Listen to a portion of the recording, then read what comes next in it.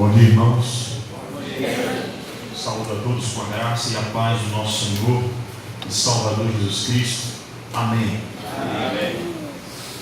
Então vamos abrir a palavra de Deus em Marcos capítulo 14. Marcos 14, verso 32 até o verso 41.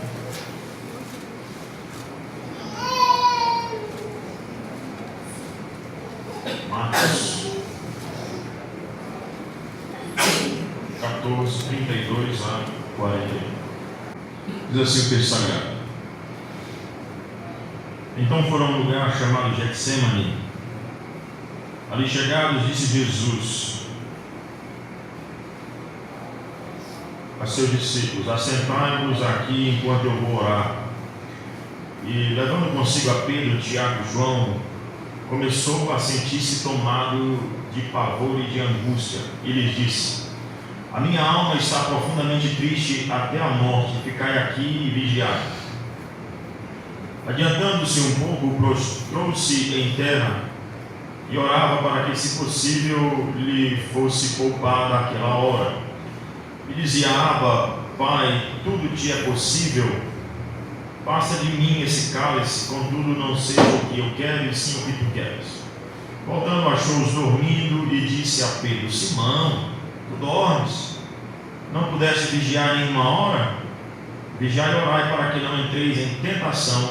O espírito, na verdade, está pronto, mas a carne é fraca. Retirando-se de novo, orou, repetindo as mesmas palavras. Voltando, achou-os outra vez dormindo, porque os seus olhos estavam pesados e não sabiam o que lhe responder. E veio pela terceira vez e lhe disse-lhes: Ainda dormis e repousais? Basta! Chegou a hora, o Filho do Homem está sendo entregue nas mãos dos pecadores. Levantai-vos, vamos, eis que o traidor se aproxima. Amém. Senhor Deus, a tua palavra ela é espada de dois gumes, capaz de dividir indivisível, alma e espírito, juntas e medulas. Tua palavra, Pai, penetra no mais profundo do nosso coração e transforma o coração do mais vil pecador. Isso na medida que o teu Santo Espírito nos ilumina. Por isso, rogamos, ó Espírito Santo, vem dos quatro ventos, ilumina-nos para que possamos enxergar a tua palavra como de fato ela o é, a verdade absoluta de Deus para nós. Hoje, que é o teu dia, nós queremos aprender do Senhor. Seja feita a tua vontade em nós, ó Pai. Nos livre das tentações, em nome de Jesus. Amém. Então, ontem à noite, irmãos, nós começamos a estudar aquilo que nós trouxemos como proposta para estudar com os irmãos. É uma igreja firme em meio às lutas. Ontem à noite nós estudamos como uma igreja poderia estar firme em meio às provações. Há uma luta específica chamada provação. Eu disse para vocês que ainda que eu esteja tratando por partes, sempre eu vou fazer referência a esses três focos de problemas, de lutas que nós enfrentamos, tá bom? As provações, as tentações e as perseguições. Então ontem nós focamos mais especificamente nas provações e hoje nós vamos para as tentações. Tentações. Creio que todo mundo aqui tem noção do que é ser tentado, já foi de alguma maneira tentado, mas a primeira coisa que eu queria fazer justamente era tentar definir o que é tentação, o que seria ser tentado, e isso à luz da palavra de Deus. Então, a princípio, em caráter introdutório, eu queria dizer que não é fácil a gente dizer o que é tentação, até porque a palavrinha que é utilizada, a palavra grego, eirasmon, ou eirasmon, ela aparece às vezes com um significado e às vezes com outro. Um significado negativo e um significado positivo. O positivo está relacionado àquilo que nós vimos ontem à noite, a tentação no sentido de provação. A tentação no sentido de provação. Por exemplo, se você abrir a Escritura em Gênesis capítulo 22, versículo 1, você vai ver ali que Deus testou Abraão E a palavra que é utilizada para o teste, a prova de Abraão, é a palavra erasmon, que é a palavra traduzida como tentação. Aí você poderia pensar, peraí, é um contrassenso, há uma incongruência, porque a Bíblia diz que Deus não pode tentar ninguém. E como é que Deus tentou Abraão quando provou, pedindo-lhe um filho? Deus pediu a Abraão seu único filho, Isaque, e diz o texto que Deus tentou Abraão. Não é que Deus tentou no sentido negativo, mas ele disse, existe um aspecto da palavra tentação que é positivo, né? Ou seja, que Deus provando o indivíduo, Deus prova, Deus coloca ele à prova, Deus colocou a Abraão à prova, um teste, para ver se de fato ele amava a Deus. Deus não estava tentando no sentido de atrair Abraão ao erro. Estou querendo que ele caia. Vamos ver se depois de 100 anos que ele teve esse único filho dele aí, realmente de sangue, ele tem, eu vou tentar para que ele caia, porque eu sei que ele não vai resistir. Não, não é esse o sentido. O sentido é que Deus prova o amor de Abraão para com ele. A prova que todo ser humano, mesmo sem pecar, está sujeito. Eu e você. No meu caso de Jó, estava sujeito ao pecado, na tentação, mesmo sem pecar. Tá bom?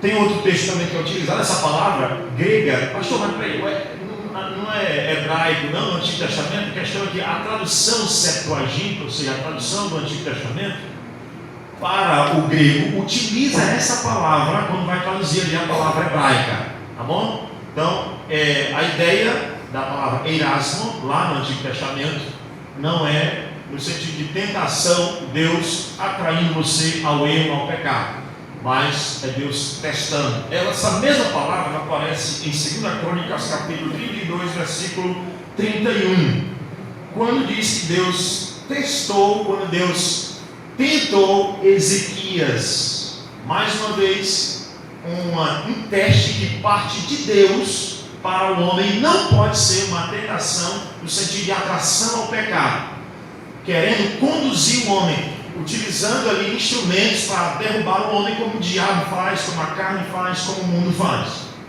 né? Nós somos tentados por qualquer um desses instrumentos. Deus ali não quer derrubar Ezequias, mas Deus prova Ezequias. Então existe sim um significado na Escritura da palavra tentação, que não diz respeito à tendência ou à busca de derrubar alguém no pecado. E que esse é um significado, mas existe outro. Qual seria o outro significado? Aí então, nós entramos nesse texto, e quando Cristo diz que ele chama os discípulos para orarem com ele, ele chama de 3 discípulos para orar com ele, ele se prostra, ora ali, pede para ele que eles orem com eles, e uma das advertências que o Senhor Jesus Cristo faz é que ele diz no verso 38 do capítulo 14 de Marcos, que acabamos de ler, né? Vigiai e orai para que não entreis em tentação. O espírito na verdade está pronto, mas a carne é fraca. Essa palavra aqui é a mesma, né? Às vezes ela aparece apenas com um pizinho na frente, em vez de eirasmo, seria peirasmo, né? Mas a ideia é que essa tentação, de fato, é a atração ao pecado. É alguém que está sendo atraído para que caia e desobedeça a Deus. E é isso que Cristo está advertindo os seus discípulos. Eu não vou ter hoje um versículo específico aqui. Não vou ter um versículo específico ou um texto específico. Eu vou citar vários textos das Escrituras em diversos lugares, para que nós trabalhemos aqui esse tema. Como a igreja fica de pé em meio às tentações, essa luta da tentação. E aqui o Senhor Jesus Cristo certamente foi provado, mas foi também tentado. Ele foi tentado a negar ao seu Deus, ou tentado a blasfemar contra o Senhor, inclusive fazendo uma oração pecaminosa, coisa que Cristo Jesus não faz, mas ele adverte aos seus discípulos. Inclusive, vou citar mais uma vez o exemplo de Pedro. Não tenho nada contra Pedro, pelo contrário, me identifico muito com ele, Mas Pedro vai ser o alvo de novo aqui para mostrar para vocês enquanto a nossa fé oscila em meio às provações, em meio às tentações. Não somente ele, mas os demais discípulos aqui que estão ao lado dele. Então Cristo Jesus disse: o Espírito da verdade está pronto, mas a carne é fraca. Vigiai e orai para que não caiais em tentação, para que vocês não sejam atraídos pelo pecado e desobedeçam a Deus. Cuidado para que não caiam em tentação. Então, o que seria, pastor, a tentação? Né? A tentação seria então um poder sedutor, inclusive utilizado pelo diabo. Uma tentação é como um poder de sedução para com o pecado, e que se utiliza, inclusive, de instrumentos visando derrubar o ser humano, fazer com que ele caia no pecado. Então, a tentação é uma sedução, utilizando-se de diversos instrumentos, né? Diversos instrumentos, nós somos tentados por diversos instrumentos. As fontes específicas eu vou citar aqui, quais são as fontes específicas de tentação que nós enfrentamos. Tá? Mas a tentação em si é uma sedução, utilizando-se de diversos expedientes. Às vezes o expediente em si, ele não é ilícito, ele se torna ilícito pela artimanha da sedução para te atrair para o pecado, para o erro. Um exemplo disso, por exemplo, é o sexo, né? O sexo em si não é pecado, mas o sexo é um instrumento utilizado para tentar, para destruir as pessoas. O dinheiro, que não é um problema em si, mas com toda certeza é um instrumento para derrubar pessoas, como nós vamos ver aqui, inclusive, alguns exemplos na Escritura de homens do Senhor que foram seduzidos por meio desses instrumentos, desses expedientes que em si não são ilícitos, mas se tornam pela maneira sedutora que o pecado é lançado diante dos nossos olhos. Tá bom? E então, quais são as fontes de tentação? Então, o que é a tentação e quais são as fontes? De onde vem a tentação? Primeiro, é bom que se repita aquilo que eu disse ontem à noite, dito lá em Tiago, capítulo 1, versículo 13, que Deus a ninguém tenta e nem pode ser tentado. E aí a gente tem que explicar isso aqui, porque é muito mal compreendido, né? Tiago 1, 3, que diz que Deus a ninguém tenta. Ora, pastor, se Deus a ninguém tenta, de onde vem a tentação? De onde procede a tentação? Deixa o texto de Marcos aí, agora vai para Tiago. Tiago capítulo 4.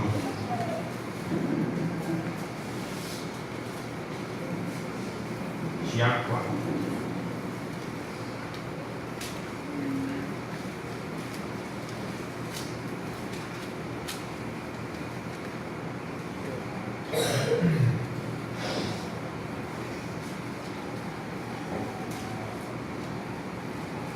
Eu queria só que antes de ler o 4, você lesse 1:13, só para ficar registrado aí que eu li esse texto, para mostrar de onde não vem a tentação, de onde não vem, para você entender de onde é que ela vem. Ninguém ao ser tentado, e aí a palavrinha já é no sentido de sedução ao erro, ninguém ao ser tentado, provado, podia até dizer, né? Diga, sou tentado por Deus, porque Deus não pode ser tentado pelo mal e Ele mesmo a ninguém tenta. Então, passou um período na vida de Lutero. Quem conhece a vida de Lutero, assistiu pelo menos algum filme acerca da vida de Lutero, Lutero tinha alguns dramas consigo mesmo, né? Algumas batalhas que ele enfrentava. Você vê isso ali quando ele foi para o mosteiro. Quando ele chegou no mosteiro, ele tinha já essas batalhas espirituais que ele achava que Deus é que tentava ele muitas vezes. A guerra de Lutero é Deus, presta atenção, Deus, eu estou querendo viver do jeito que tu mandas e tu ficas aí me tentando sempre. Olha, Deus, preste atenção. Então Lutero tinha até ódio de Deus, ódio mesmo. Tá? Se você não percebeu isso lendo alguma coisa de Lutero, uma biografia dele, assista o filme.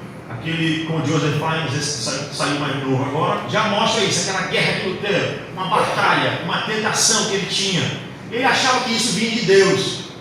Depois ele descobriu que não, aí ele achava que vinha do Senhor. O texto aqui deixa claro: Deus não tenta ninguém. Então, se você está sendo tentado, não foi Deus que colocou lá. Foi prova, certamente. Tentação no sentido de prova, sim. No sentido de sedução ao erro, Deus não te seduz ao erro. Deus não fica com os perus e banquetes do pecado dizendo: vem para cá, cai. Não. Pelo contrário, ele te sustenta. Agora vai lá para Tiago 4, a partir do verso 1. De onde procedem guerras e contendas que há entre vós? De onde senão dos prazeres que militam na vossa carne? A primeira coisa que nós temos aqui, irmãos, que Tiago nos mostra, é que há uma fonte de tentação que nós não estamos acostumados a lidar com ela, né? Ou a entender que ela é uma fonte de tentação, que é a nossa carne. Quando alguém é tentado, a tendência que ele tem, pecaminosa, é de culpar alguém. Foi assim lá no Jardim do Éden, a tendência de culpar logo o próximo. E aqui também nossa hoje, quando a gente é tentado, isso foi o diabo. O diabo que me tentou, o diabo, toda hora ele está lá me fustigando, toda hora ele está lá me maltratando, toda hora ele está me tentando. É por isso que eu caí. Ou então foi o vizinho, ou qualquer algo dessa natureza. O certo é que aqui Tiago diz que uma das fontes de tentação que existe para nós é a nossa própria carne, os nossos próprios prazeres que militam, ou seja, que guerreiam na nossa carne. E aqui é necessário, irmãos, a gente explicar uma coisa que Cristo vai dizer lá em Getsemane, e que Tiago vai citar aqui, Pedro vai citar na sua carta, o autor dos Hebreus, Paulo, vai dizer muito também isso. Que batalha é essa entre a carne? Primeiro, nós não somos gnósticos, eu até citei essa frase ontem, nós não somos gnósticos. O que seria essa carne que nos tenta? O que seria essa carne que nos tenta? Cristo diz: o espírito está pronto, mas a carne é fraca. Tem gente que entende o seguinte: tá bom, pastor, está entendendo? Essa carne aqui, ela é pecaminosa, só me conduz ao erro, só me tenta, e o meu espírito é que é preparado. Está vendo como os gnósticos estão corretos? O gnosticismo, aquele pensamento de caráter filosófico religioso, lá do primeiro, mais forte no segundo século, dualista, que dizia que tudo que é espiritual é bom e tudo que é carnal é mal, ou tudo que é matéria é ruim, né? Isso por causa da influência da filosofia platônica, né? Do dualismo. Existem dois criadores no universo. Existe o pleroma, o criador, o Deus bom, o criador do bem, o criador do mundo espiritual, e existe o demiurgo, o criador da matéria. Tudo que é matéria é mal, está corrompido. Então o gnosticismo tem as suas ramificações. Várias heresias surgem no segundo século defendendo isso. Várias delas. Por exemplo, o docetismo, dizendo que Cristo não poderia ter se tornado homem sendo Deus, porque se ele se tornasse homem, ele se tornava pecador, porque assumia uma matéria, e a matéria é fraca. O espiritual aqui é bom. Nós somos muito, mas muito, infelizmente, influenciados pelo gnosticismo ainda hoje. Por exemplo, algumas pessoas que têm ideia de que relação sexual é pecado, né? Não posso fazer isso porque isso é pecado, porque acha ainda que qualquer prazer desse corpo é pecaminoso. Para você ter ideia, no quarto século, os monges, né, eles começam, surge o movimento monástico já no quarto século, uma reação ali ao cristianismo como uma das religiões principais do Império Romano, depois da religião oficial. Os monges se isolam, né? Eles vão para, os monges chamados monges eremitas, que iam para o deserto, ficar sozinho lá, dizendo que ia se santificar a carne, né? Outros que eram os cenobitas, que iam para uma vida comum, né? Vivia na regra monástica ali, não podia fazer isso, não podia fazer aquilo outro, porque eles acreditavam que ia santificar a carne, porque o problema, ia santificar porque o problema era a carne, mortificando a carne, isolando a carne, não deixando ela desfrutar dos sabores deste mundo, porque tudo que é material é pecaminoso e o que é espiritual é bom. Então assim eles se santificariam. Aí Paulo, escrevendo aos Colossenses, diz que o ascetismo, o isolamento, não tem poder sobre a sensualidade. Não tem poder sobre a sensualidade. Você pode estar isolado e pensando no pecado, sendo tentado por quem? Pela sua própria carne. Não que o pecado esteja só na carne. A ideia de carne aqui, eu quero tirar a ideia gnóstica. Não é parte física, mas é a natureza humana caída. Então, quando Paulo, quando Cristo, quando Tiago, quando Pedro se refere à carne, o autor dos Hebreus se refere à carne, ele se refere não à parte material do ser humano, mas o homem, tanto material quanto espiritual, caído. Para você ter ideia, no quarto século, quem se isolava e matava a carne física era tão apreciado mesmo, que tinha os eremitas, né, que eles ficavam lá nos montes, as pessoas respeitavam eles demais, tinham eles quase como deuses realmente, como referência, oráculos. Aí disse que uma vez alguém foi lá para visitar um monge, né? E disse: ô monge, como é que eu faço para fortalecer a minha fé aqui na terra? Como é que eu faço para lutar contra os pecados? Aí o monge disse assim para ele: olha, você já tem fé? A ponto de dizer para esse monge: sai daqui e lança-te para lá. Aí diz, ele não é verdade, tá? Mas diz a versão católica, né, que enquanto o monge citava essa frase, o monte começou a se movimentar. Aí ele disse: calma, monte, eu não estou falando com você, estou apenas citando o texto bíblico. É mentira, isso não é verdade. É mentira. Só para você ver o apreço por quem tem uma vida isolada, por quem tem uma vida ascética. Ele então é santo, porque Cristo diz: o espírito na verdade está pronto, mas a carne é fraca. Se você matar o que é material, logo você matou a tentação. Não, porque eu sou tentado pelo meu próprio espírito, pela minha própria carne, a minha própria natureza. E aí Tiago vai dizer: de onde é que vêm as guerras? Se não dos prazeres que militam na minha carne. Só você olhar de onde é que vem guerra e intriga, se não pelos interesses individuais de cada um, né? Cada um quer. A luta é por dinheiro, a luta é por sexo, a luta é por prazer. Se eu não me satisfizer, eu morro. Então eu sou tentado pela minha própria carne. Uma das fontes de tentação que existe muito forte é a minha própria carne, a minha natureza caída.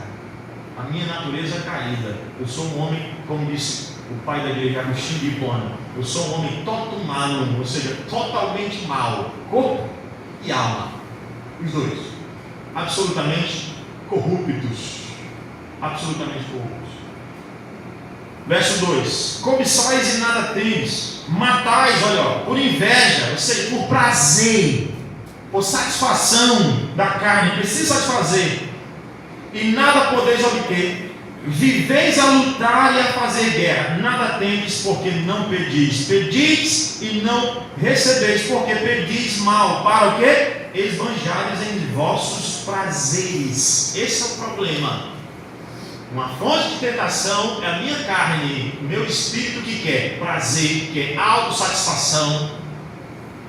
Às vezes até em igreja, dentro da própria igreja, a igreja cai em meio a essa luta que é a tentação, porque um irmão quer se satisfazer em detrimento do outro, em relação ao próximo. Eu quero estar no foco mais do que o meu irmão, seja numa equipe de louvor, seja numa classe de crianças. Tem entre pastores, entre nós, a nossa classe, tem muito um pastor que quer ser superior ao outro, e aí a guerra, a contenda dentro, a inveja, porque cada um quer se satisfazer. Então, uma fonte louca de tentação é a minha própria carne, a minha própria cobiça. Tiago também vai dizer isso no capítulo 2, né? Que a cobiça entra na minha mente, consome o pecado, se torna uma consumação do pecado, e o pecado, uma vez consumado, gera a morte. Agora continue lendo. Ele vai dizer no verso 4: então a primeira fonte é essa, a própria carne. Infiéis, não compreendeis que a amizade, agora ele cita uma outra fonte de de tentação. A primeira fonte é a minha própria carne. Eu sou tentado pela minha própria natureza caída. A segunda, eu sou tentado pelo mundo. E aí nós precisamos tomar muito cuidado também. E a palavra mundo aqui, a palavra mundo no Novo Testamento é outra palavra que você precisa não somente olhar no original, você precisa olhar no original e olhar no contexto. Não pode interpretar essa palavra aqui jamais fora do seu contexto. No Novo Testamento, principalmente. Uma vez eu fui para um debate, e o debate era aqueles debates acalorados, né? Eu do lado calvinista e tinha um outro arminiano lá no debate na rádio. E você sabe que quando essas duas coisas, pelo amor de Deus, sempre saem facas, né? Porque, inclusive a carne ali é testada, né? Com toda certeza nós somos tentados, né? Eu sou superior porque eu sou calvinista. Não é assim, né? Teve paciência realmente.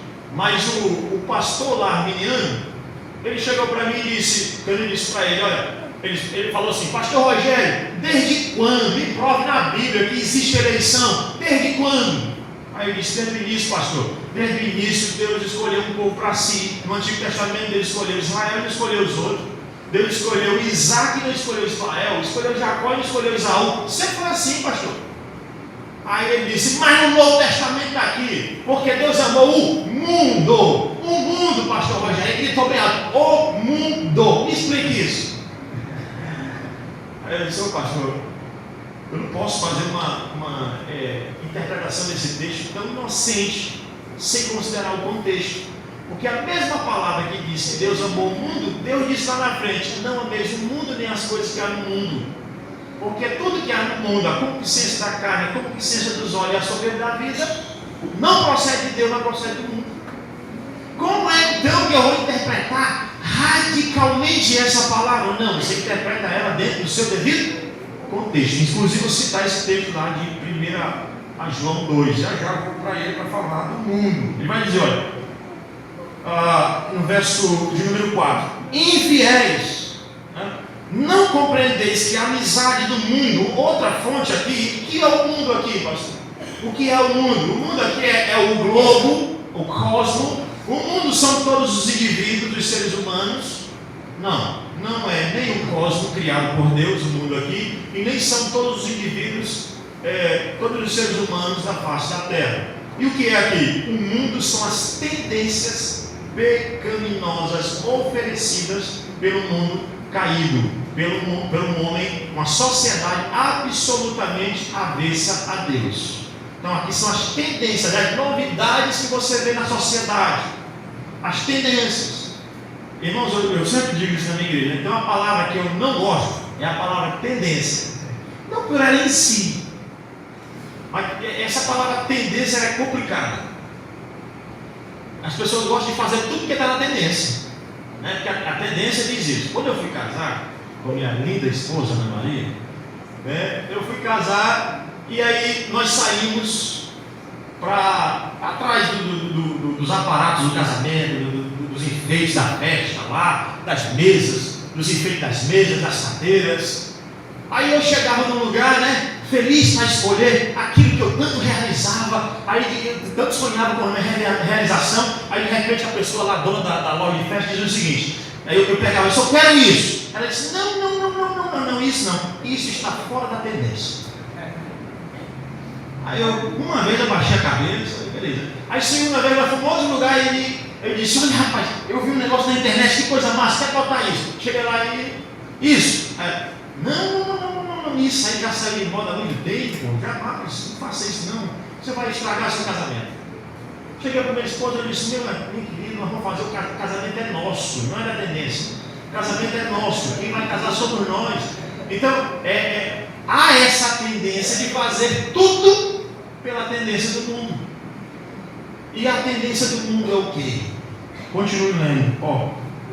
A amizade do mundo é inimiga de Deus. Vocês não sabem disso? Aquele, pois, que quiser ser amigo do mundo, constitui-se inimigo de Deus. Aqui, irmãos, é um argumento que Pedro está dizendo, está citando, que João vai citar também, para que você não abrace não abrace as tendências do mundo. Ele vai dizer, se você fizer isso, na hora que você abraçar o mundo, você se torna inimigo de Deus. Ou seja, essas novidades da sociedade caída, corrupta, na hora que você se associa a ela, você se desassocia de Deus.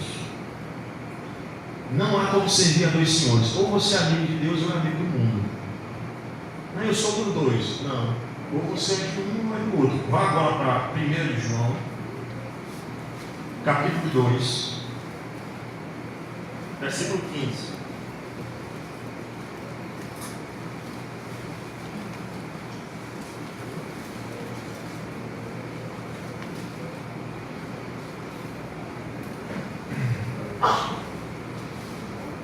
Aqui, João vai combater, se você for a partir do 2, ele combate um pensamento do gnosticismo. João combateu demais o embrião, né? Não existe gnosticismo ainda no Novo Testamento, existe um embrião do gnosticismo.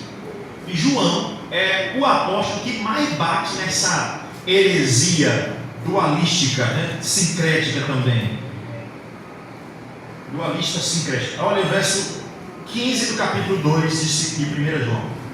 1 João 2,15 diz assim: não ameis o mundo nem as coisas que há no mundo. Primeiro ele diz, está vendo como é que não, a palavra mundo tem que ser interpretada dentro do seu contexto? Não ameis o mundo, nem as coisas que há no mundo. O que é isso aqui? As tendências de uma sociedade pecaminosa. As tendências de uma sociedade pecaminosa. O padrão bíblico é: o homem é o cabeça da família. O padrão de uma sociedade caída, a tendência é: a mulher é o cabeça da família. Ou não? Os valores são investidos.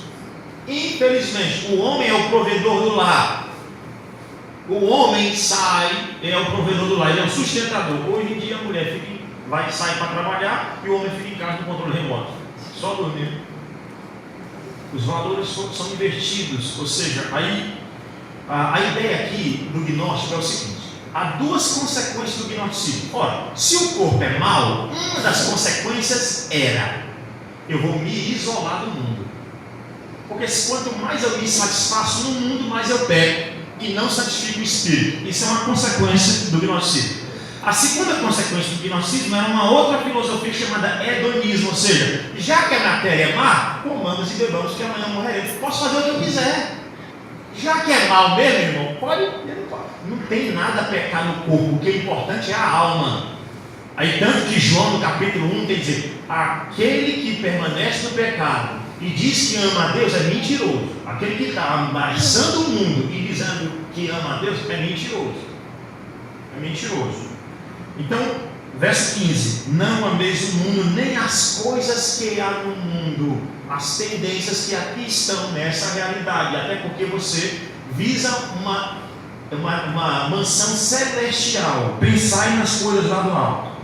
Se alguém amar o mundo, aí a argumentação de João: por que você não pode amar o mundo? Primeiro, aí a mesma argumentação de Tiago. Primeira argumentação para você não amar o mundo, essa fonte de tentação é: se alguém amar o mundo, o amor do Pai não está nele. Se alguém amar o mundo, o amor do Pai não está nele. Ou seja, é impossível você dizer que ama a Deus e satisfazer as últimas novidades do mercado. A sociedade corrupta. Quando eu falo de mercado, não estou falando de comércio ilícito, estou falando de ilicitude. Tudo que é ilícito na sociedade. A tendência é afastar, por exemplo, trazendo a tentação para a família a partir do mundo. É você deixar o seu filho na escola e não educá-lo. É delegar à escola a responsabilidade de educar os seus filhos.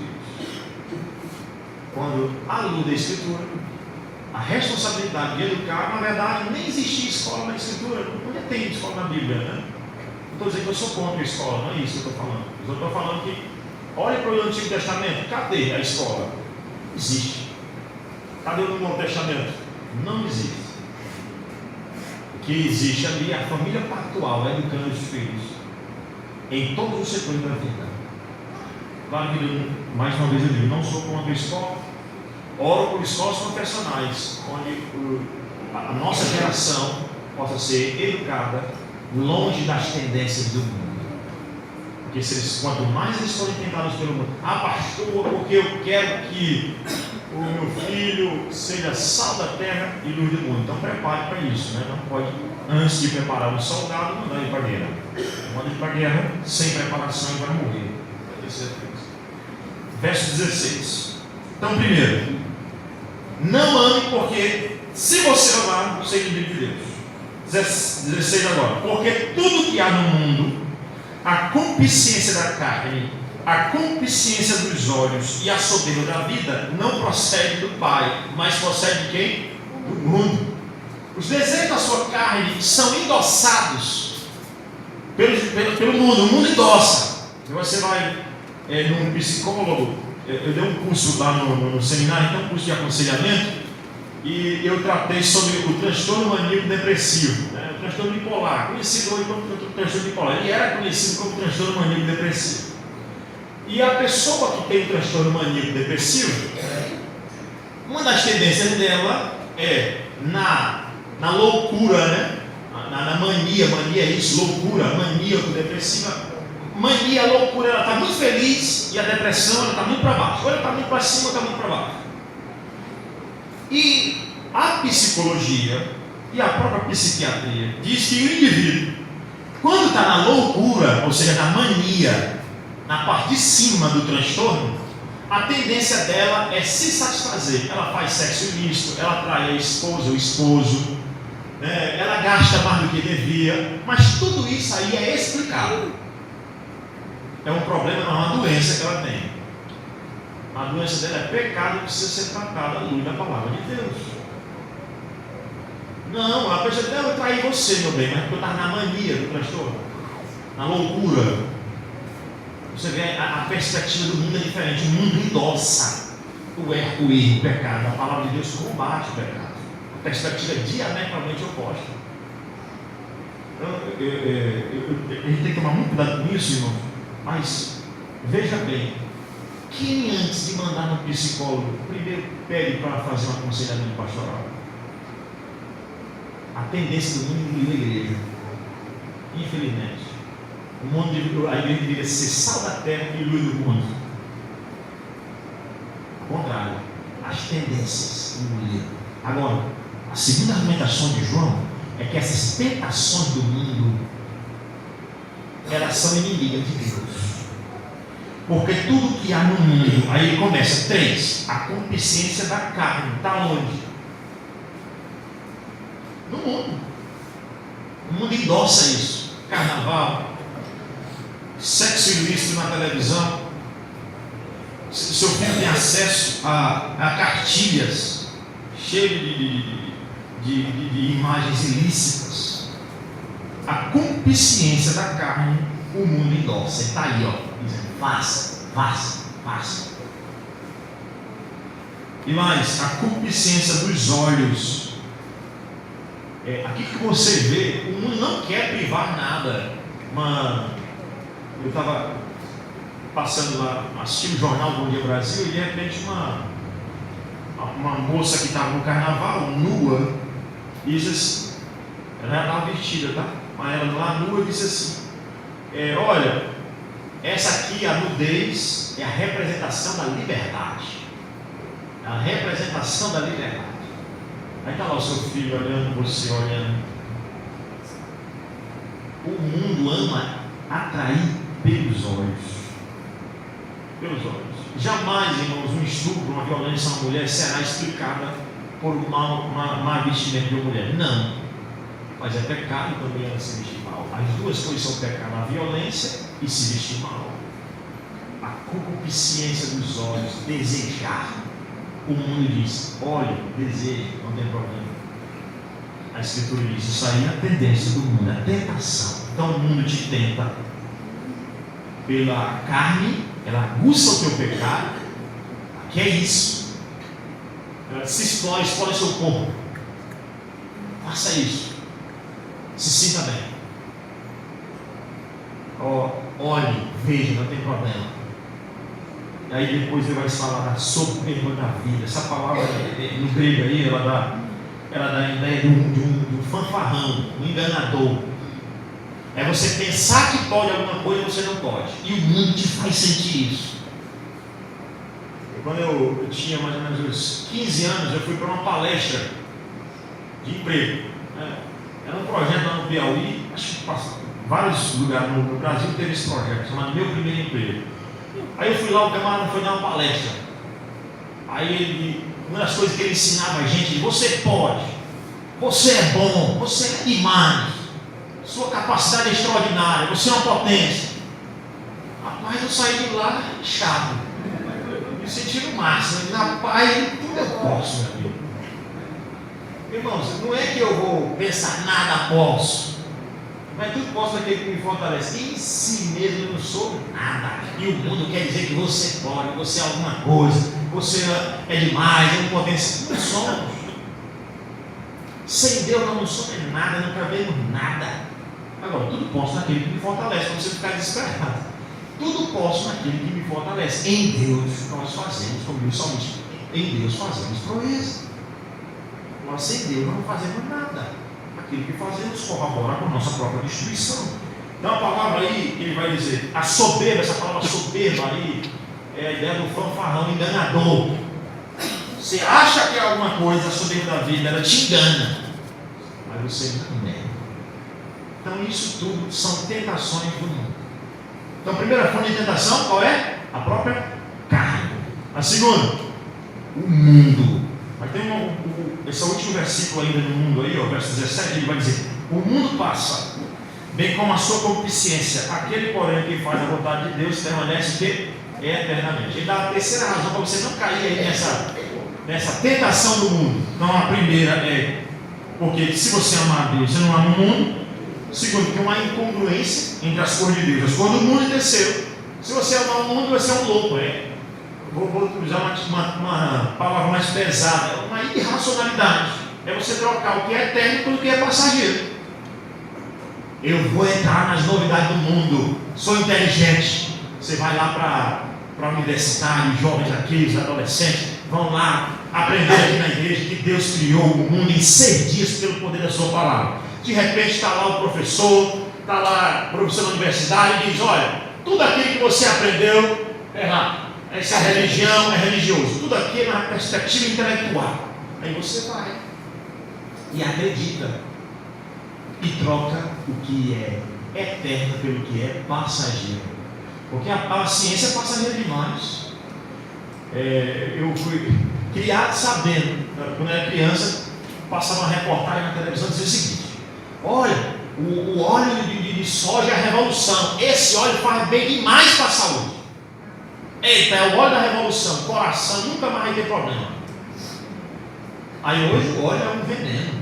Naquela época, banha de porco era um veneno. Hoje a banha de porco é a solução do universo. Isso passa, irmão. Essa sabedoria humana, tendência humana, ela vai embora.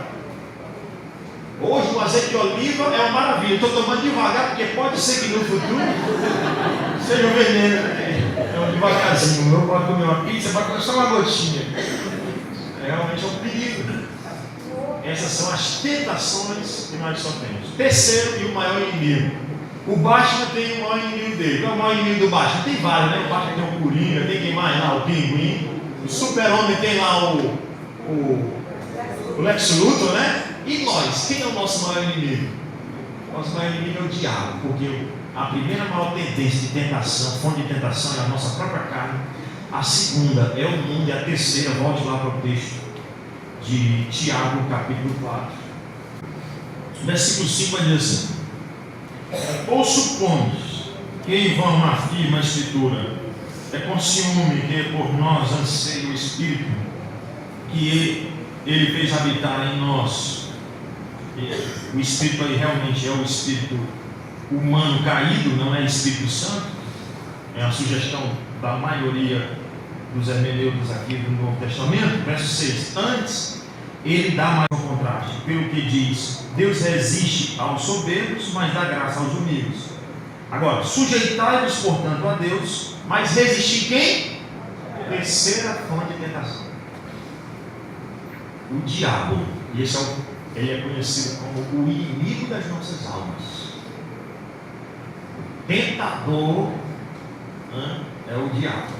Ele está lá todo o tempo diante do Senhor, nos tentando. Ele tem essa função de acusador e de tentador. Ele acusa, e é interessante que uma está relacionada à outra, porque ele te faz cair e depois ele te acusa. Está vendo como ele é fraco mesmo? Está vendo como ele é um pecador mesmo miserável? Aí ele diz: sujeitai-vos, portanto, a Deus, mas resisti o diabo, e ele fugirá de vós. Chegai-vos a Deus, e ele se chegará a vós outros. Purificai as mãos, pecadores. E veja que Tiago não tem aquela, ele não passa a mão, né? Ele não diz assim: purificai as mãos. Vocês que são pessoas bonzinhas, purificai as mãos, pecadores, seus pecadores. Purificai. Eles precisam ser purificados. Cuidado com essas três coisas. O diabo, ele está todo o tempo tentando nos destruir. Não foi assim somente conosco, não é assim somente conosco. Ele tentou a Eva. Foi ele que tentou a Eva lá no jardim, trocando a palavra de Deus, dizendo que Deus é mentiroso. Dizendo: não, rapaz, Deus disse isso, mas não é bem assim. Você não vai morrer, não. Você vai ter um conhecimento. É do mesmo jeito que você chega lá na universidade, na escola, né? Disseram isso? Não, não é bem assim. Não é bem assim. E interessante que a base dele, às vezes é uma base maluca, né? Às vezes não, sempre é a base maluca, mas às vezes é a maluca da maluca. Teve uma pessoa que a minha esposa falou, né, que assistiu a aula com ela, e disse algo que me chamou a atenção. Eles estavam lá batendo na Escritura Sagrada, dizendo o seguinte: olha, até porque aquela história da Bíblia, aquela história lá que diz que teve Adão e que a primeira mulher foi Eva, é história, todo mundo sabe, é só estudar que a primeira mulher foi Lilith. Todo mundo sabe aonde. De onde é que vem essa história? Então o diabo, ele torce a palavra, e a primeira tentação do diabo foi essa. Lá no jardim do Éden, ele tentou a mulher dizendo: Deus disse isso. Não é bem assim. Não é bem assim. Irmãos, cuidado quando alguém te diz isso em relação à palavra de Deus. Se disseram isso, rapaz, não é bem assim. Eu vou reinterpretar. Eu só pego o símbolo de fé de Westminster, né? A Comissão de Fé diz: está dizendo isso? Não é bem assim. Cuidado. Pode ser inclusive um instrumento do diabo. Então, desde o início, o diabo ele tem essa função de tentar. Tenta Eva lá no jardim. Ele tentou vários homens de Deus no Antigo Testamento. Tentou Jó. Fez de tudo para derrubar Jó e não conseguiu. Tentou Davi e conseguiu. E Davi foi tentado pelo mundo da carne e pelo diabo, os três inimigos do crente. O certo é que o diabo, ele é uma fonte de tentação. Ele tentou o Senhor Jesus Cristo, inclusive torcendo a palavra: te joga daqui, porque está escrito. Ou seja, torce a palavra e tenta. Essa é a função do diabo. E você acha que ele cansou? Depois que Cristo venceu, diz a Escritura que o diabo saiu dali e procurou um momento oportuno para voltar a tentar Jesus Cristo novamente. Ele não cansa. Meu professor brincava, isso é brincadeira. Meu professor e professor do pastor Bruno também, pastor Maeli. Pastor Maeli, ele é tão bondoso com todo mundo que a gente brincava com ele. Ele dizia o seguinte: meu filho, nós aprendemos com todo mundo tem uma virtude. Aí o meu colega disse o seguinte: de jeito nenhum, pastor. Ele disse: sim, todo mundo tem uma virtude. Ele disse: não, pastor, por exemplo, o diabo não tem. Ele disse: tem. Ele disse: qual é isso? A perseverança. Mas não, essa questão da perseverança era pecaminosa da virtude, né? E ele estava brincando, claro, A questão é para mostrar que o diabo não descansa nessa tentação, nessa vontade de nos destruir. Ele não cansa. Você acha que ele cansa? Você vence aqui e daqui a pouco ele já está pronto para te atacar novamente. Ele é o inimigo das nossas almas. Por último, irmãos, eu queria mostrar como nós vencemos a tentação. Então, primeiro, nós vimos o que é a tentação, de onde de onde procede a tentação e agora como enfrentar a tentação. Como que nós podemos suplantar, como nós podemos desviar a nossa alma do pecado. Eu vou ser rápido nesse último aspecto, tá bom? Mas ele é muitíssimo importante, na verdade, ele é o mais importante. Eu queria que você fosse para Hebreus.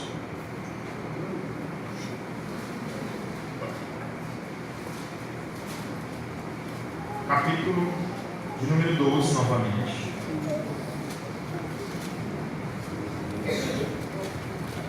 Vou ler agora vários textos da Escritura.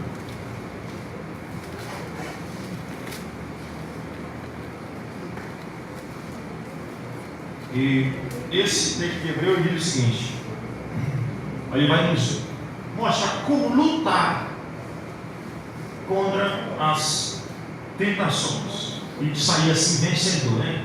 Como é que ele fica firme? Veja que é uma luta realmente. Verso 4 do capítulo 12 de Hebreus. Ora, na vossa luta contra o pecado, ainda não tendes resistido até o sangue. Estais esquecidos da exortação que, como a filhos, discorre convosco. Filho meu, não menospreze a correção que vem do Senhor, nem desmais quando por ele és reprovado. Porque o Senhor corrige a quem ama e açoita todo filho a quem recebe. É para a disciplina que perseverais. Deus vos trata como filhos. Pois que filho há que o pai não corrija? Mas se estáis sem correção de que todos se têm tornado participantes, logo sois bastardos e não filhos. Além disso, tínhamos os nossos pais segundo a carne, que nos corrigiam e os respeitávamos. Não havemos de estar em maior ou em muito maior submissão ao Pai Celestial, então viveremos? Pois eles nos corrigiam por pouco tempo, segundo melhor lhes parecia. Depois, o Deus, porém, nos disciplina para aproveitamento, a fim de sermos o quê? Participantes da sua santidade. Então, o que o autor aos Hebreus aqui, que escreve também para dispersão, nos mostra como solução para combater esses inimigos, é que nós entremos numa luta contra o pecado.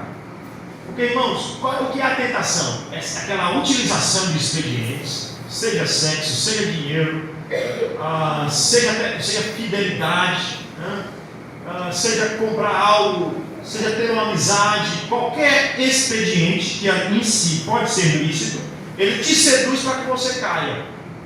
E o autor aos Hebreus aqui, ele também escreve para aqueles irmãos que estão na dispersão, para que eles permaneçam firmes e não caiam nas tentações. Então ele vai dizer: ora, na vossa luta contra o pecado, ainda não tendes resistido até o sangue. Então, lute, batalhe.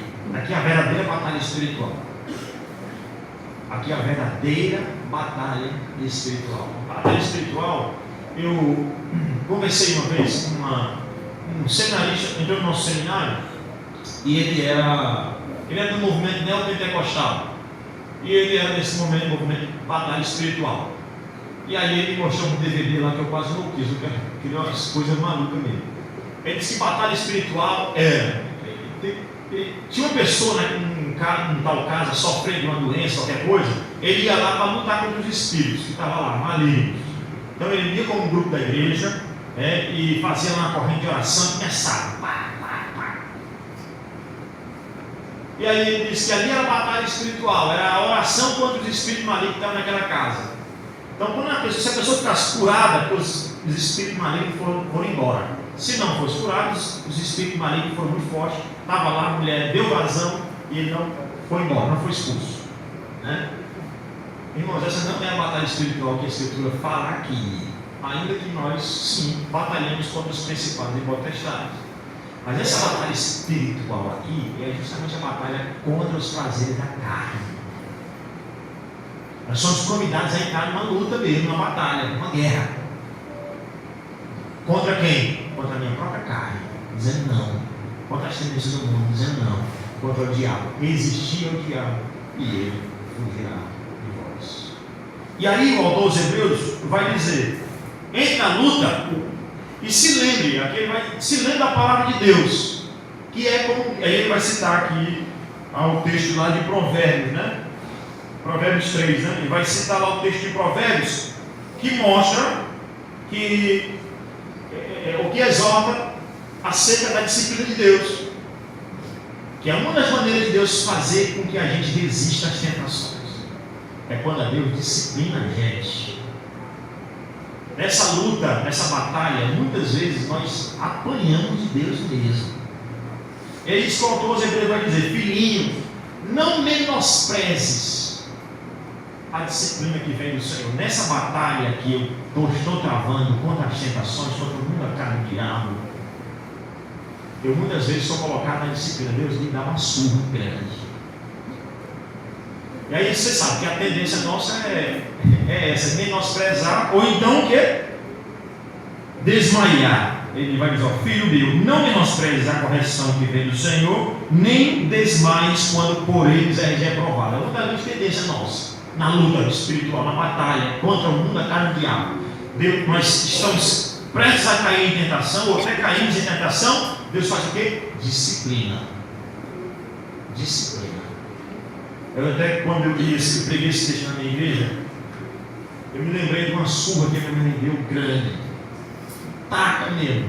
Lá no Piauí, pelo menos no meu período, o filho vacilasse, a taca era grande mesmo. E eu teve uma vez lá que eu desobedeci minha mãe, rapaz. Ela comprou uma areia, assim, um monte de areia grande, assim, para reformar a casa. E minha mãe saiu, eu vi aquele monte de areia, chamei a vizinhança todinha e fui brincar no monte de areia. Espalhei areia pela rua todinha. Quando minha mãe vinha na esquina tentando arrumar areia com a minha mão, rápido com os colegas me ajudando, mas não teve jeito. Minha mãe disse: entra agora. Ela pegou o cinto, meu irmão, foi um ataque grande. Mas minha mãe me batia, irmãos, depois ela me chamava, chorava comigo, orava, dizia: meu filho, eu quis bater em mim. Eu queria que você não tivesse caído no pecado. Você caiu, você desobedeceu. Você me desobedeceu. E é isso que o autor vai dizer, né? Não menospreze, porque tem menino ruim que menospreza. O pai batendo e ele não está ruim. Não é isso? O pai bate nele, ele duro. Ele não menospreze. Nessa luta, não menospreze a disciplina que vem do Senhor. Mas também não desmaie. Porque quando minha mãe me batia, ela dizia assim: vai tomar banho. Aí eu ia tomar banho e ficava lá: essa minha mãe me ama não, meu. Essa aqui que me ama, de jeito nenhum. Está vendo aqui a turma? Ama. Quando bate, o pai cristão ama o seu filho. Olha o que ele diz aí. Verso de número 7. É para a disciplina que perseverais. Deus vos trata como filho. Pois que filho há que o pai não corrija. Hoje está cheio, infelizmente.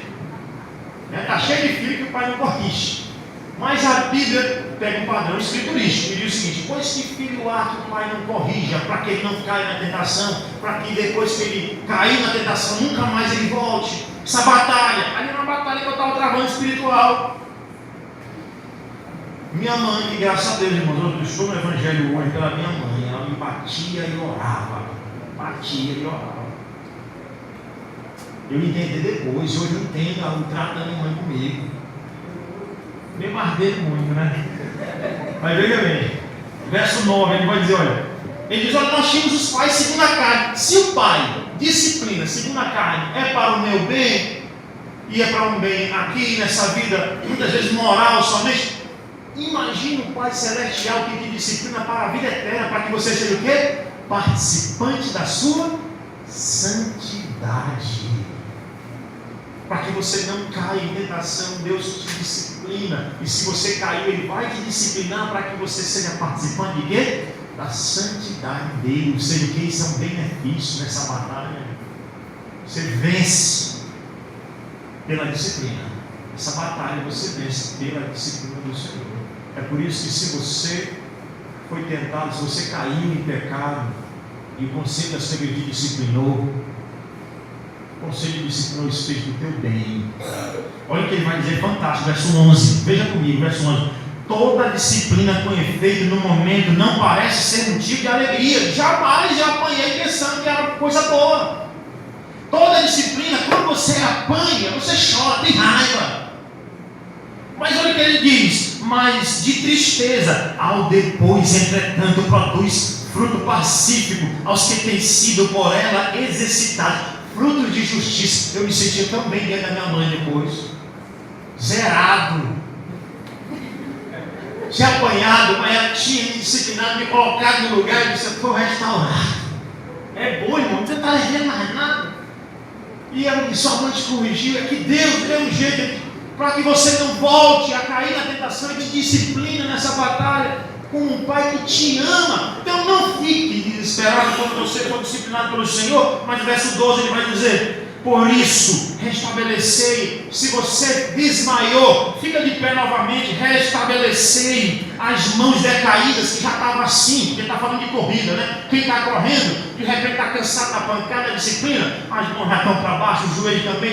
Restabelecei as mãos. Eu passei um período no quartel, no exército, e lá nós tínhamos um corridão, né? E no corridão, quando chegava no meio do corridão, a mão já estava lá embaixo. E o joelho já não aguentava mais. O tenente disse: levanta a moral, vamos lá, soldado, levanta a moral, você consegue. É isso que está dizendo. Olha, levantai as mãos decaídas, joelhos trôpegos que estavam caindo, e fica na posição de corredor novamente. Restabelecer as mãos decaídas e joelhos trôpegos, e fazer caminhos retos para os pés, ou seja, para que não se extravie o que é manco, antes seja o que? Curado, não caia mais nos mesmos pecados, não satisfaça mais a carne, não vá nas tendências do mundo, não ouça o diabo. Deus nessa batalha te ama, e por isso Ele te disciplina para que você não caia em tentação. Se você caiu, Ele te restaura. Abre em 1 de Pedro,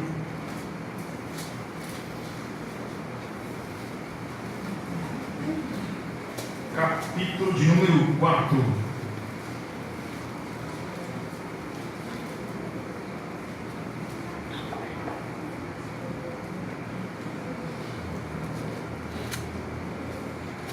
Primeiro de Pedro, capítulo 4.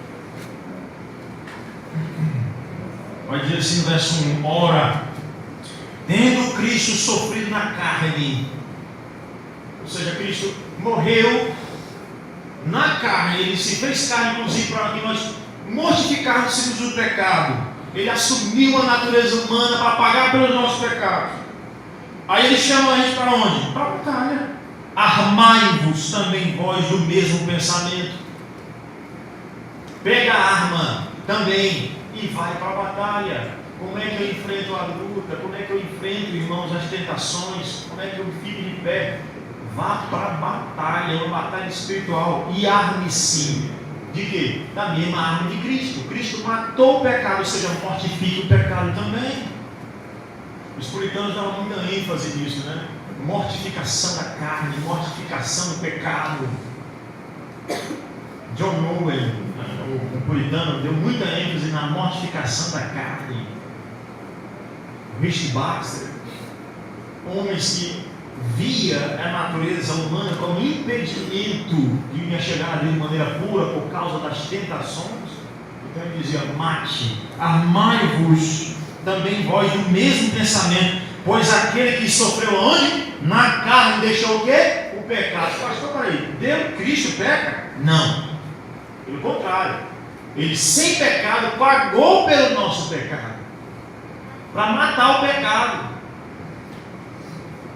Ou seja, eu não posso viver no pecado, como diz o apóstolo Paulo em Romanos capítulo 6, versículo 1 e 2. Como nos viveremos no pecado, nós que para ele morremos?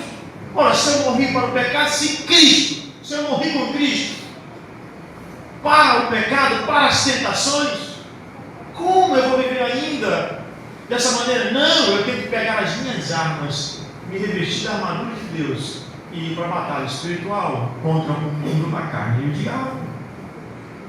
É isso que eu preciso fazer. Ele vai dizer então, sabe por quê?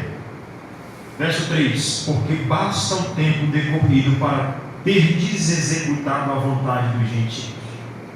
Chega, não satisfaça mais o mundo, a carne, o diabo. Arme-se da mesma árvore de Cristo. Por quê? Porque o tempo que você já estragou a sua vida no mundo foi bastante.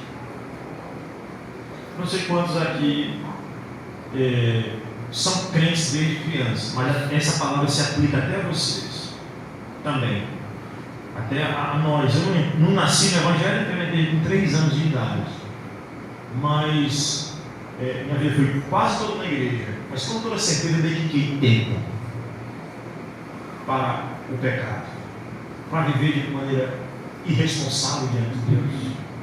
O que Pedro chama agora, ele disse: basta o tempo que você já gastou aqui com ele, já foi suficiente.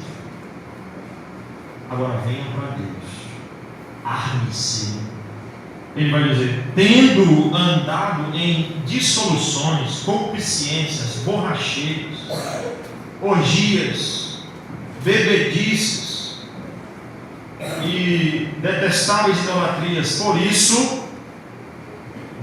aí agora ele vai dizer, se o crente faz isso, ele vai ser perseguido, né? Com certeza. Por quê? Porque o povo aí fora estranha. E não pense que você, quando for enfrentar a carne, o mundo e o diabo, você vai ser benquisto. Não. Porque o povo vai estranhar. Vai estranhar quando você, na roda da universidade, da escola, disser o seguinte: olha, droga eu não uso, sexo eu só faço no casamento, dinheiro só se for lícito. Eles vão dizer: esse cara é louco. Se você trabalha no comércio e as pessoas dizem o seguinte: você vai pagar imposto, é louco. Olha o que ele vai dizer no verso 4: por isso, difamando-vos, que é a injúria que nós estudamos ontem à noite, né? Difamando-vos, estranham que não concorrais com eles ao mesmo excesso de devassidão. O mundo estranha, eles acham estranho. Como é que ele pode? Ele não abraça as mesmas tendências. Eles estão com raiva. Eles estranham porque a gente não se envolve com o mesmo grau de devassidão que eles. Mas entre nessa batalha, se arme do mesmo sentimento do nosso Senhor Jesus Cristo. Vamos para Marcos, voltar para o texto que eu disse que queria que a gente lesse no final. Marcos capítulo 14, verso 32. E a gente olha e diz: como, pastor, é que eu posso enfrentar a tentação?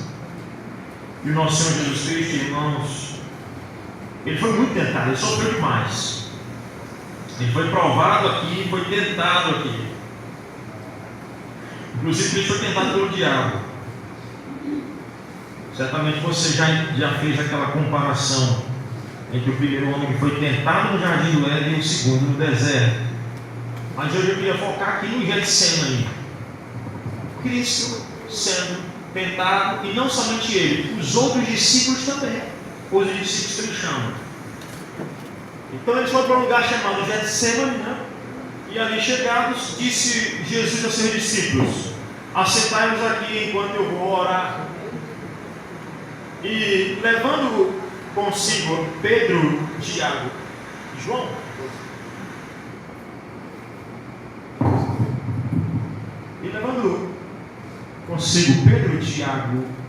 e João, começou a sentir-se tomado de pavor e angústia. Irmão, ser tentado quando nós estamos bem, já é difícil. Ser tentado quando nós estamos mal, numa situação calamitosa, é mais difícil ainda. E pastor, qual foi a situação mais calamitosa que Cristo já passou na Escritura? 2. A primeira foi aqui, e a segunda foi na cruz do Calvário. Foram as 2 situações mais calamitosas. Aqui porque Cristo anteviu, e lá porque Cristo experimentou a maior dificuldade. E ele foi tentado, com toda certeza, com qualquer ser humano, a dizer: eu não aguento, meu amigo, cadê Deus? Assim como Jó foi tentado, e Jó infelizmente caiu na tentação. A gente vai ler o livro de Jó, só lê o capítulo 1 e o capítulo 42. Só o capítulo 1, quando Jó era um homem justo, reto e temente a Deus. Deus me deu, Deus tirou, bendito seja o nome do Senhor. Aí vai lá para o capítulo 42. Maravilha, antes de conhecer, eu só devia falar, hoje meus olhos te veem. Maravilha. Esse aí que é o exemplo, pastor. Só que você esqueceu que João amaldiçoou o dia que nasceu. João disse que não existisse aquele dia. E quantos de nós amaldiçoamos o dia que nós nascemos? Para que eu estou nesse mundo? Sou tentado na hora da maior angústia, até porque na hora da maior angústia está quem? Só eu e Deus e mais ninguém. Eu tive o privilégio, vou dizer o privilégio mesmo, de acompanhar alguns irmãos da minha igreja que correram na UTI. E a UTI é uma aula. Você acha que você é alguma coisa, você tem que ir na UTI. Você entender que você não é nada. E eu vi uma irmã da minha igreja definhando, os pedaços mesmo se desfazendo. Naquele momento, irmãos, eu me digo com certeza que nós somos tentados a achar que esse negócio de fé cristã é história. Cadê Deus? Porque na hora da angústia só está você e Deus, não tem mais ninguém. Cristo Jesus chamou os discípulos para orar. Quem foi com ele? 3. Só que os 3, quais oraram com ele? Nenhum. Na hora da maior angústia, só você e Deus. Na UTI, é só você e Deus. Mais ninguém. Eu acompanhei um irmão, o outro irmão, ele disse, olha, ele foi 2 vezes para a UTI. Na segunda ele faleceu. Na primeira, o presbítero, na primeira ele disse, olha, eu nunca mais, pastor, quero voltar para aquele lugar, nunca mais, eu quero olhar para minha casa da minha família, pelo menos. Ali é tentação.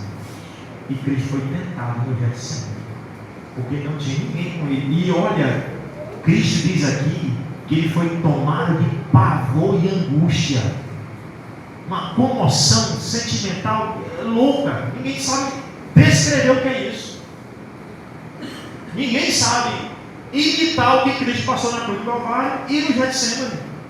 Ninguém. Verso de número 34 diz o seguinte: e lhes disse, a minha alma está profundamente triste até a morte. Irmãos, a ideia aqui é aquela que eu não creio que Cristo entrou em depressão, não, mas que Cristo sofreu demais, eu não tenho dúvida. E que ele foi tentado aqui a blasfemar, eu não tenho nem dúvida. Porque Cristo sofreu demais, ele disse, a minha alma está angustiada até a morte. A ideia de angústia de morte, irmãos, é que não tem mais nenhuma solução, depois disso é só morrer. A minha alma está angustiada até a morte. Qual é a angústia de Cristo aqui? A angústia de Cristo aqui eu tenho certeza que é porque Cristo seria negado, abandonado por Pedro. O discípulo que estava com ele negaria 3 vezes. Cristo já sabia disso. Então ele, com toda certeza, pastor, ele ficou triste por causa disso. Não. Ou então Cristo ficou triste, sabe por quê? Porque ele anteviu o momento em que ele seria cuspido na cruz do Calvário. Iam botar uma cruz, uma coroa de espinho assim na cabeça dele. Iam zombar, dizendo que ele era rei judeu, zombando dele. Então Cristo ficou profundamente triste. Não. Qual a razão da tristeza de Cristo? Os teólogos sistemáticos vão dizer que a razão da tristeza de Cristo é porque, de fato, Cristo anteviu o momento em que ele pagaria pelos nossos pecados. É por isso que Cristo estava angustiado até a morte. Ele que sempre teve uma relação perfeita com o Pai, ele que entre ele e o Pai nunca houve nada, nenhuma intercessão, entre ele e o Pai não houve nada, nenhum intervalo. Agora, entre ele e o Pai existem os meus e os seus pecados, e Cristo anteviu isso e disse, a minha alma está angustiada até a morte. Ficai aqui, vigiai comigo, fica do meu lado. O sofrimento é muito grande. Você vê até Cristo, na hora do sofrimento, precisava de alguém do lado dele. Ele era ser humano também, ele era 100% Deus, 100% homem. Então ele anteviu o momento em que os nossos pecados caíram sobre ele. Agora, como foi que Cristo saiu dali vitorioso, enfrentando a tentação, a provação? Como? Orando. Cristo foi para a batalha. Orou. Olha o que ele diz. O verso de número 26. e dizia: Abba, Pai. Abba, Pai. Tudo te é possível.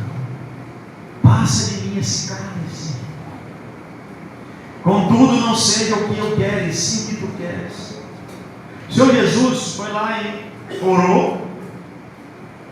E é claro, ele ia passar por um sofrimento tão grande que ele disse: Senhor, se possível, passa de mim nesse momento. Mas Cristo orou de maneira perfeita. E aqui é um exemplo que Cristo nos dá. Cristo nos dá extraordinário. Como é que Cristo ora? De maneira correta. Senhor, se possível, passa de mim esse cálice. Hoje as pessoas não podem orar: Senhor, faz a tua vontade. Senhor, eu determino. Eu determino que o Senhor faça isso. Eu declaro que o Senhor faça isso agora. Ainda diz o tempo, né? Agora. E Jesus disse: Senhor, se possível, passe de mim esse cálice, contudo seja o que tu queres e não o que eu quero. Então Cristo Jesus ora. Sim, o que tu queres. Voltando, achou-os dormindo novamente. Cristo repete. Diz que por 3 vezes ele orou as mesmas palavras. Não é pecado repetir, não, mas ele tem gente o seguinte: olha, eu não posso citar a oração do Pai Nosso dominicalmente porque isso é reza. Não, a reza é a vã repetição, realmente. Repetir sem refletir, sem fazer daquela oração. Inclusive a oração diz o quê? Não nos deixes cair em tentação. Não nos deixes cair em tentação. Você pode orar 1000 vezes essa oração, não tem problema, desde que você reflita. Então Cristo foi lá e orou, repetindo as mesmas palavras. E Cristo orou também de joelhos, se prostrando, humilhando-se. Você sabe o que é isso aqui? Cristo é Deus. Para você, talvez você não tenha ideia do que é Jesus. Ele diz que ele, prostrando-se, orou, né? Suplicou a Deus: Senhor, se possível, passa de mim esse cálice. E prostrou ali, talvez diante de uma pedra, realmente de uma rocha, e começou. Ali é Deus se humilhando diante dele mesmo. É Deus se humilhando, o Filho se humilhando diante do Pai. Ele, antes dos tempos eternos, já disse: eu vou lá resolver a bronca humana.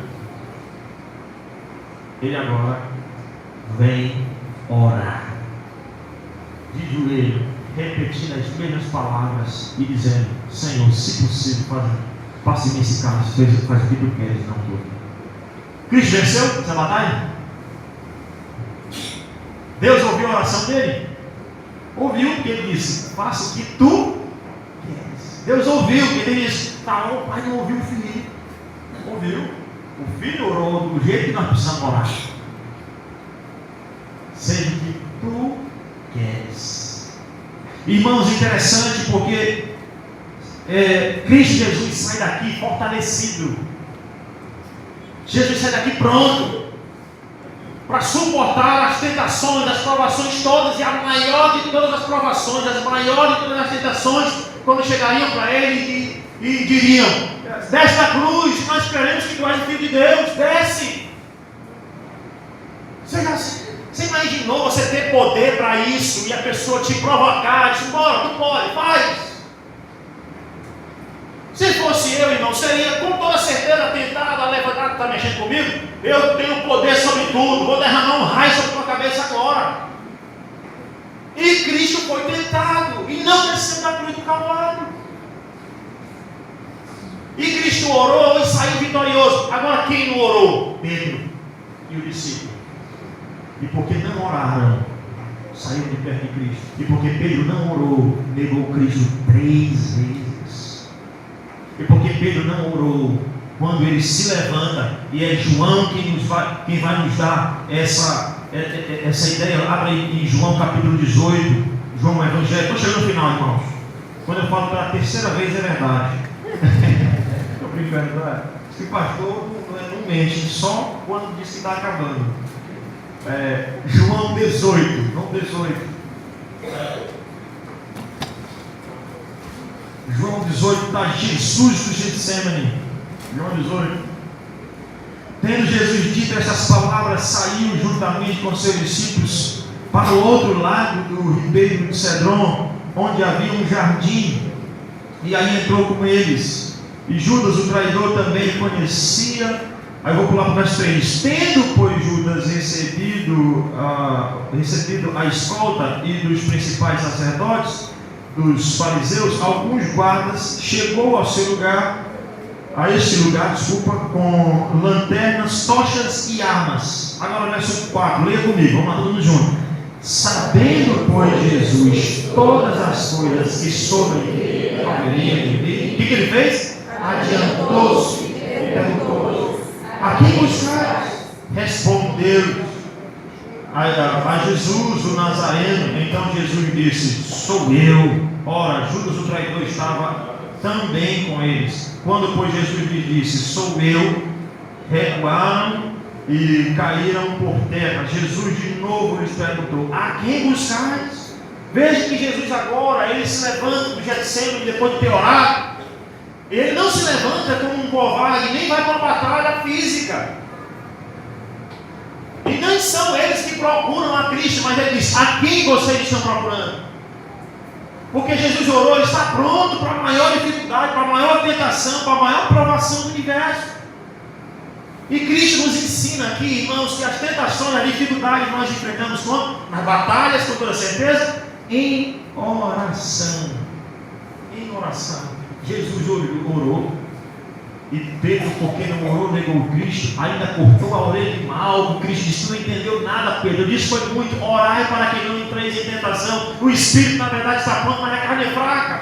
E a prova disso foi que Pedro achava que aquela guerra era uma guerra física, foi lá e cortou a orelha de Malco. Cristo foi lá e colou ele. Disse: não é isso, Pedro. Tu acha que se eu não quisesse, ou se eu quisesse, eu não mandaria aqui anjos, uma legião, eu pediria meu pai, ele mandaria aqui um exército para destruir todo mundo. A batalha não é essa. A guerra não é essa. Só há uma maneira. Só uma maneira de enfrentar. Não é por nós mesmos, mas é em Cristo Jesus. Por quê, pastor?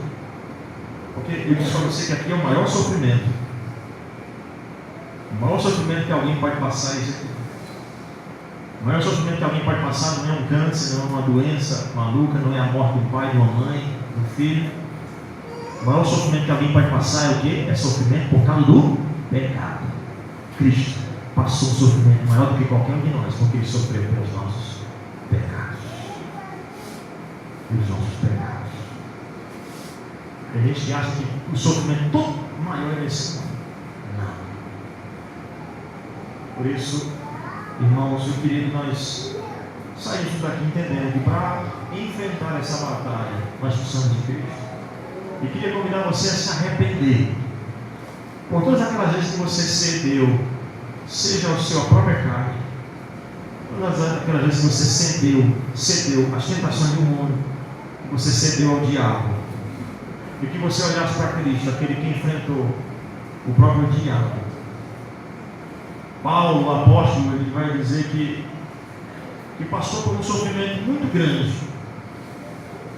Ele vai dizer que teve um espinho na carne, mas ninguém sabe interpretar que espinho é esse. Há várias conjecturas.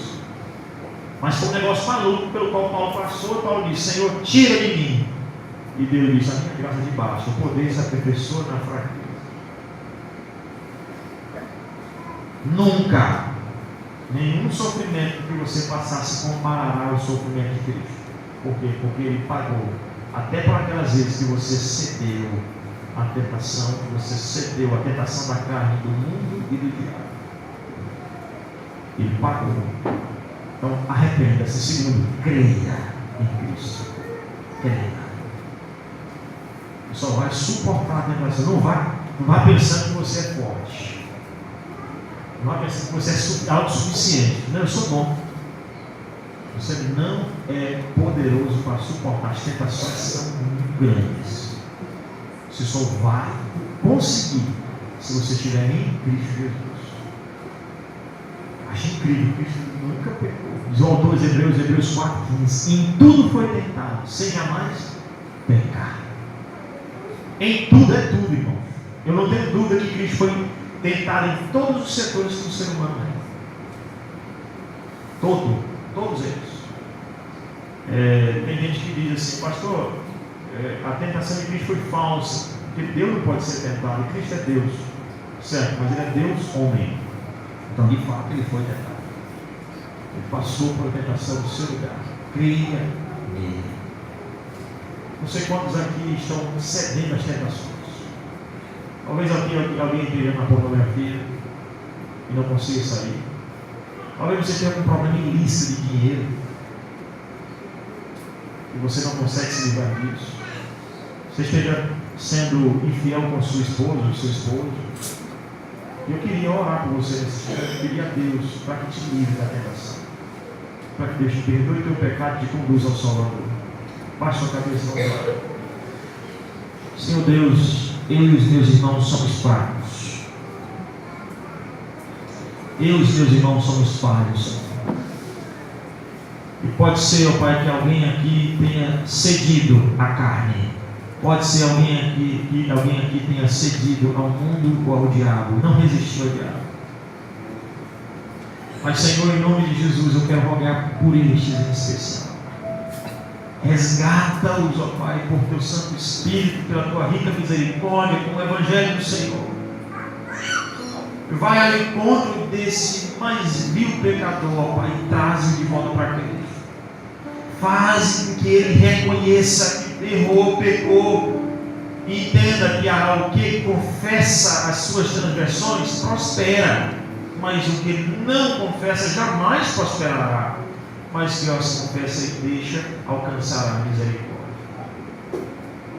Chacoalha, Espírito Santo de Deus, esses nossos irmãos, ou talvez alguém que não te conheça mesmo aqui, esteja entregue às tentações, não consiga sair do lamaçal, já tenha ido consultar um psicólogo, já tenha ido consultar qualquer outra religião, mas ainda não conhece a Cristo, aquele que venceu a maior tentação que lhe advém do pecado, nosso pecado, não dele, porque ele é santo e perfeito. Peço ao Pai que o Senhor fortaleça a igreja de Marabá, para que nessa batalha contra o diabo, contra o mundo e contra a carne, eles saiam vencedores, firmes, para a glória de Cristo Jesus. E essa manhã, Pai, de fato seja uma manhã de arrependimento e de fé. Duas coisas que são exigidas do patrão: arrependimento e fé. Perdoa os nossos pecados, em nome de Jesus. Amém. Que Deus abençoe.